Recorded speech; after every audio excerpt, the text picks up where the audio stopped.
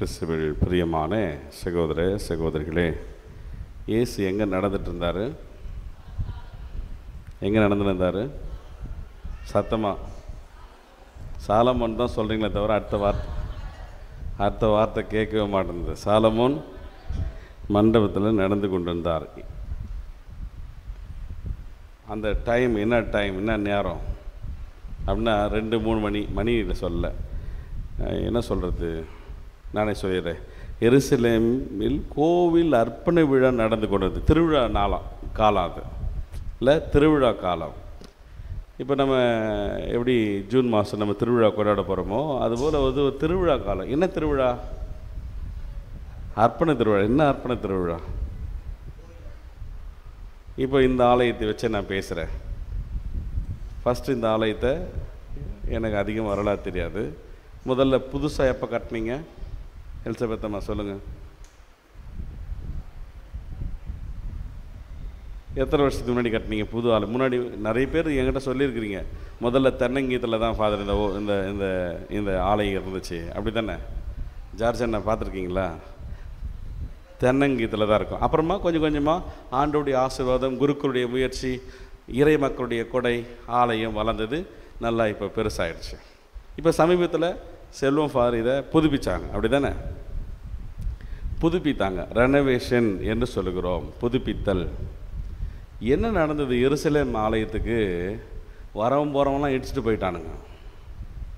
அசிரியர்கள் ஒரு பகுதியை இடிச்சிட்டாங்க, கிரேக்கர்கள் ஒரு பகுதியை இடிச்சிட்டான். அந்த கிரேக்கர்கள் இடித்து மீறி இருந்த மிச்ச யுத்தத்தில் தான் இப்போது நம்ம ஆண்டவர் நடந்துட்டுருக்கிறார். அந்த டைம் தான் என்ன பண்ணுறாங்கன்னா இதை புதுப்பிக்கிறாங்க. அர்ப்பண விழா, ஒளியின் விழா என்று சொல்லுகிறார்கள். கோவில் அப்படின்னாவே ஒளி கொடுக்கிற ஒரு ஒரு ஒரு இடம், வாழ்வு கொடுக்கிற ஒரு இடம். அப்போது அந்த ஒளி மங்காமல் இருப்பதற்கு மீண்டும் அந்த ஆலயத்தை அவர்கள் கட்டி புதுப்பித்தார்கள். அதை தான் அவங்க கொண்டாடிட்டு இருக்காங்க. ஜாலியாக இருக்குது அந்த 3-4 நாள்.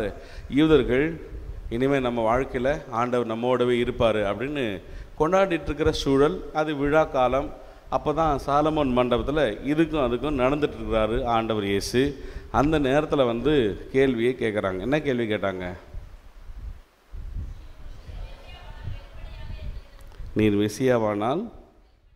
நீர் மெசியாவானால் அதை எங்களிடம் வெளிப்படையாக சொல்லிவிடும் என்று கேட்டார்கள் அப்படின்னு கேட்குறோம். ஆண்டவர் இயேசுக்கு கோபம் தான் வருது. இல்லை, எத்தனை முறை உங்களுக்கு சொல்கிறது இல்லை? உங்களுக்கு கண் இருக்குது, உங்களுக்கு காது இருக்குது, எத்தனை முறை சொல்கிறது? சரி, ஓகே, நான் சொன்னேன், நீ கேட்கல, என் செயல்களையாவது நீ என்ன பண்ணியிருக்கணும்? நம்பி இருக்கணும் அப்படின்னா. அந்த மண்டபம், சாலமோன் மண்டபம், மீண்டும் நான் வருகிறேன், சாலமோன் நடந்திருந்தால அந்த மண்டபன்ற ஏன் சாலமோன் பேரை கொடுத்தாங்கன்னா அவர் தான் ஆலயத்தை கட்டுறாரு. இவர் நடந்து கொண்டிருந்த அந்த இடம் அந்த ஆலயத்தினுடைய கிழக்கு வாயில் ரொம்ப சிறப்பானது, ரொம்ப தனித்துவம் வாய்ந்தது. ஏன்னா அங்கிருந்து தான் சாலமோன் அரசர் மக்களுக்கு தீர்ப்பு வழங்குவார். யார்னா இப்போது ஏதாவது வழக்கு வந்துச்சு, 2 பேருக்குள்ள வழக்கு, அல்லது ஒரு ஊருக்கும் மற்றொரு ஊருக்கும் ஒரு வழக்கு வந்தாவே அது அரசருடைய அந்த மண்டபம், அந்த மண்டபத்தினுடைய அந்த இடம், இயேசு நடந்து கொண்டிருந்த இடம், அங்கே யாரும் வரமாட்டாங்க. அது அரசருடைய இடம், அதுவும் நீதி வழங்குகிற இடம். பிரைஸலோ நீதி வழங்குகிற ஒரு இடம். அந்த இடத்துல பாருங்கள், இவருக்கு தெரியும், இயேசுக்கு தெரியும் எங்கே நம்ம இருக்கணும், எங்கே என்ன வார்த்தை பேசணுன்றது தெளிவாக தெரியும். அங்கே நடந்துட்டுருக்கிறப்ப தான் நீ மெசியாவானா நீ என்கிட்ட வெளிப்படையாக சொல்லிடுன்ற கேள்வி எழுப்புறாங்க. நீதி வழங்குகிற இடத்துல ஆண்டவர் நடந்து கொண்டிருக்கிறார். பிரியமானவர்களே, நீங்கள் எசையா நூல் புத்தகம் எடுங்க, 42 7-8 வார்த்தை வாசிங்க. திறக்கவும் அறுக்கவும் மீட்கவும் உம்மை அழைத்தேன். அவரே சொல்கிறார். என்ன சொல்கிறாரு? சத்தமாக சொல்லுங்க. அவர் பேர் என்னது? அவர் பேர் என்னது? நானே ஆண்டவர், அதுவே என் பெயர். என் மாட்சியை பிறருக்கோ என் புகழை சிலைகளுக்கோ விட்டு கொடேன். முன்ன நான் அறிவித்தவை நிகழ்ந்து விட்டன அப்படின்னு அறிவித்தார். மெஸ்ஸியாவுடைய காலங்கள் என்ன நடக்கும்? பார்வையற்றோருடைய கண்கள் பார்க்கும், கால் ஊனமற்றோருடைய கால்கள் மான் போல் துள்ளி குதிக்கும், பேச்சற்றோர் பேசுவார்கள். இப்போ வருவோம், நீ மெஸ்ஸியாவா அப்படின்னு கேட்குறாங்க இல்லையா, அந்த பதிலுக்கு வருவோம், அந்த கேள்விக்கு வருவோம். மெஸ்ஸியா காலத்தில் இதெல்லாம் நடந்ததா? இயேசுவின் காலத்தில் இதெல்லாம் நடந்ததா? பார்வையற்ற பார்க்க செய்தாரா? நடக்க செய்தாரா? பேச செய்தாரா? இன்னும் அவனுக்கு டவுட்டு. இவ்வளோ விஷயம் செய்து காண்பித்திருக்கிறார். சொன்னது விட்டுருங்க, நான் செய்திருக்கிறேன், ஏன் நீ நம்பலை அப்படின்ற கேள்விக்கு எசையா தீர்க்கதரிசி அழகான பதில் இருக்கிறது. இன்னும் நிறைய இடங்களை நாம் சொல்லிக்கொண்டே போகலாம். அப்போ பிரியமானவர்களே, நான் முதல்ல நம்ப வேண்டும், ஆண்டவருடைய வார்த்தையை நம்ப வேண்டும். அவர் சொன்னால் செய்து முடிப்பார். மனிதருடைய வாக்கு அல்ல, கடவுளுடைய வாக்கு. நீ நம்ப பண்ணின உந்தன் வாக்குகளை நிறைவேற்றி நடத்துகின்றீர். ஆண்டவர் சொன்னால் அது செய்திருவார். Price the Lord. ஆண்டவர் சொன்னால் அது நடக்கும். இந்த உலகம் எப்படி உருவாச்சு? அவருடைய வார்த்தையால். உண்டாகுக என்று சொன்னால் உண்டாகிற்று, ஒளி தோன்றுக என்றால் அது தோன்றிற்று. அப்போ ஆண்டவருடைய வார்த்தைக்கு அவ்வளவு வல்லமை உண்டு. அப்போ இன்றைய நற்செய்தியில் இயேசு மெசியா என்கிற ஒரு வார்த்தையை பார்க்கிறோம். மெசியான்னா என்ன அர்த்தம்? மெசியா என்றால் என்ன அர்த்தம்?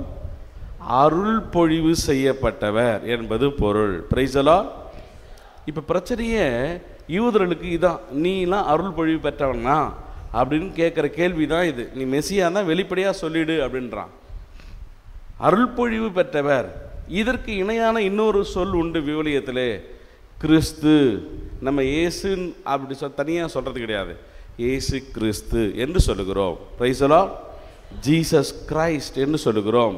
கிரைஸ்ட் மீன்ஸ் அனாயிட்டட், அபிஷேகம் செய்யப்பட்டவர், அருள் பொழிவு செய்யப்பட்டவர் என்பது பொருள்.